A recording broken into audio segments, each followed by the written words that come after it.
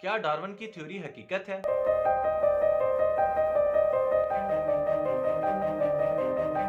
क्या साइंस ने यह बात साबित की है कि हम लोग इंसान जो है वो बंदर से इंसान बने हैं?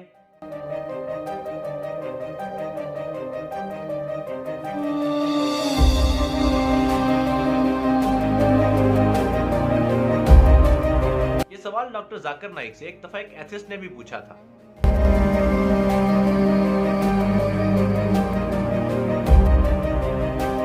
तो फिर डार्विन की थ्योरी की हकीकत आखिर है क्या?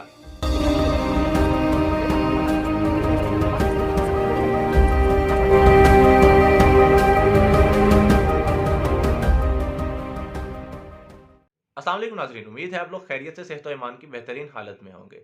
हम लोग अपनी आम जिंदगी में, आम रूटीन के अंदर एक बहस और उलझन का शिकार रहते हैं कि क्या साइंस ने ये बात साबित की है कि हम लोग बंदर से इंसान बने हैं और इसके अंदर हकीकत क्या है, डार्विन की थ्योरी के अंदर असल हकायक क्या है। इस मुतालिक ये सवाल डॉक्टर जाकिर नाइक से भी पूछा गया था कि क्या आप डार्विन थ्योरी पर यकीन रखते हैं जबकि साइंस ने यह बात साबित की है कि इंसान बंदर से बना है।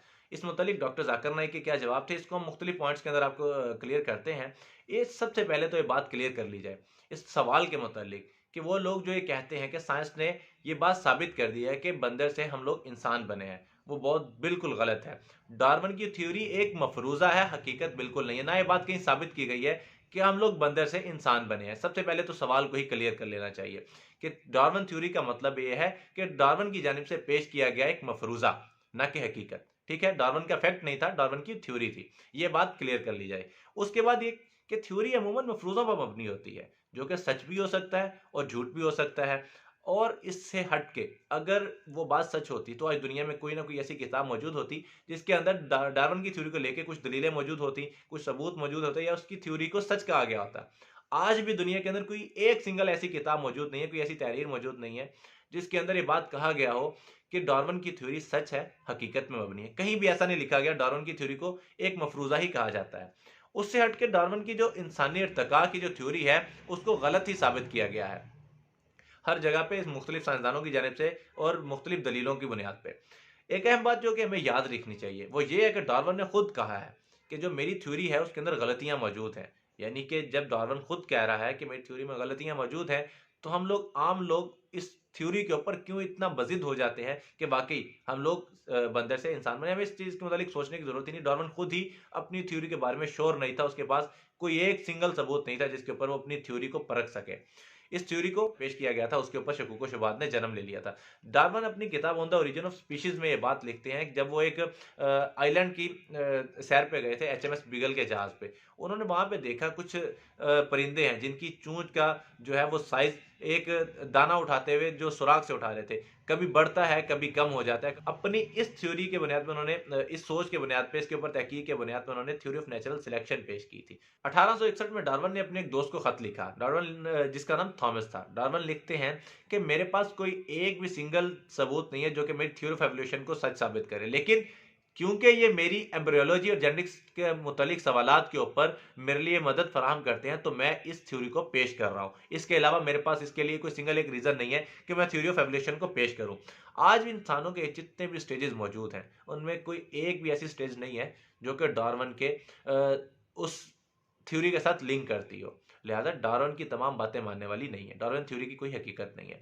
इसके बाद जो अहम बात वो ये है कि डार्विन की कुछ बातें ऐसी हैं जो हम मानते हैं। जैसे उसने कहा कि डार्विन डार्विन कहता है कि जिंदगी जो है वो पानी से जन्म लेती है। ये मुतालिक हम बात मानते हैं क्योंकि अल्लाह ताला कुरान मजीद में फरमा रहे हैं और हमने हर जिंदा चीज को पानी से पैदा किया है।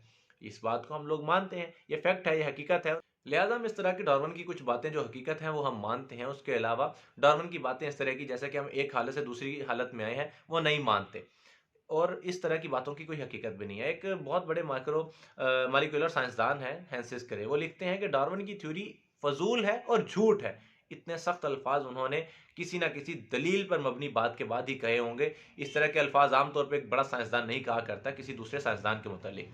लिहाजा डार्विन की थ्योरी को फजूल और झूठ कहा गया है। इससे हमें साबित हो जाता है कि डार्विन की थ्योरी की हकीकत है क्या है। और फिर डार्विन की थ्योरी के अगर हकीकत से कोई ताल्लुक मान भी लिया जाए, हम लोग मानते हैं कि हैंसिस करे ने शायद किसी हसद और बुग़्ज़ के तहत ये बात कह दी हो। अगर हम इसको हकीकत मान लेते हैं कि डार्विन की थ्योरी का हकीकत से कोई ताल्लुक था, तो आज हमें बहुत सारे मुंकिमैन मौजूद होते।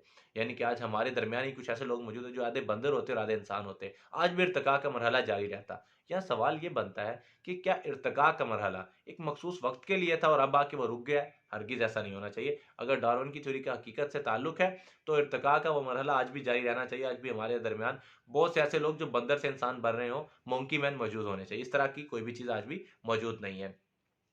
ज़्यादातर साइंसदानों जो आज के मॉडर्न दौर में मौजूद हैं, ज़्यादातर साइंसदान डार्विन की थ्योरी को झूठ साबित करते हैं। उनके जो मुताबिक डार्विन की थ्योरी है वो मफरूज़ा थी, झूठ थी, उसका हकीकत से कोई ताल्लुक नहीं है। लिहाजा ज़्यादातर जो मॉडर्न दौर के साइंसदान हैं वो डार्विन की थ्योरी को नफ़ी करते हैं, मानते नहीं हैं। हम लोग यहाँ पे जो आज के दौर में मौजूद हैं, जिनका साइंस से मुतालिक इल्म थोड़ा कमज़ोर है और जो साइंस के मुतालिक ज़्यादा पढ़ते नहीं हैं, बस और सिर्फ सुनी सुनाई पे अमल कर लिया, या डार्विन की थ्योरी उन्होंने कहीं से सुन रखी, किसी अपने उस्ताद से सुन ली, वो लोग ये समझते हैं कि हम लोग बंदर से इंसान बने हैं। और आज भी जो डार्विन की थ्योरी का हकीकत मानता है, उसका साइंस के मुतालिक इल्म कमज़ोर है। उसको साइंस के मुतालिक अपने इल्म को बढ़ाने की ज़रूरत है, रिसर्च की ज़रूरत है, मुख्तलिफ जो है जरायद पढ़ने की ज़रूरत है, ताकि उसका साइंस के मुतालिक इल्म जो है वो मजबूत हो। इन तमाम बातों के बाद हमारे पास यानी कि एक बात ही हो गई कि डार्विन की थ्योरी जो खुद ही वो शकूक व शुबहात का शिकार था डार्विन, उसके पास कोई हकीकत नहीं थी। उसका अपने दोस्त को ख़त लिखना कि मेरे पास एक भी सबूत नहीं है, और उसके अलावा साइंसदानों ने जो उसकी नफ़ी की, और हम जो अकली बुनियादों में जो चीज़ को परख रहे हैं कि अगर वो इर्तिका की हकीकत होती तो आज भी बहुत से मोंकी मैन हमारे दरमियान मौजूद होते हैं। इन तमाम चीज़ों के बाद हम लोग इस बात पे पहुंचते हैं कि डार्विन की थ्योरी को हकीकत मानने का कोई जवाज़ बचता ही नहीं है। अब ये है सवाल कि इंसान कैसे है? तो अल्लाह ताला कुरान मजीद में इसके मुतालिक इरशाद फरमाते हैं कि हमने तमाम इंसानों को आदम और हवा से पैदा किया, और हज़रत आदम अलैहिस्सलाम को अल्लाह ताला ने मिट्टी से बनाया, और अल्लाह ताला ने ही हज़रत आदम अलैहिस्सलाम को तख्लीक किया था, जिसके बाद इंसानियत का जो है वो सिलसिला, जो इंसानों का एक जो है सिलसिला शुरू हो गया। ये बात हमारे लिए फाइनल है और ये एक अथॉरिटी है, कुरान मजीद एक हकीकत है। उसके बाद हमारे पास ना कोई सवाल बचता है, ना कोई हमारे पास कोई ऐसी चीज़ बचती है जो हम अपने जहन में शक और शुबे की बुनियाद पे कायम रखें। हम इस बात के बाद इसी नतीजे पे पहुँचे हैं कि डार्विन की थ्योरी मफरूज़ा थी, हकीकत नहीं थी। मैं उम्मीद करता हूँ कि आपको हमारी ये वीडियो पसंद आई होगी। हमारी इस वीडियो को लाइक कीजिए, चैनल को सब्सक्राइब कीजिए, और कमेंट सेक्शन के अंदर अगर आपके ज़हन में भी कोई सवाल है जिसके मुतालिक आप जवाब चाहते हैं तो कर लीजिए। हम अपनी नेक्स्ट वीडियो आपके उस सवाल के ऊपर बनाएंगे। मुझे इजाज़त दीजिए। अल्लाह हाफ़िज़।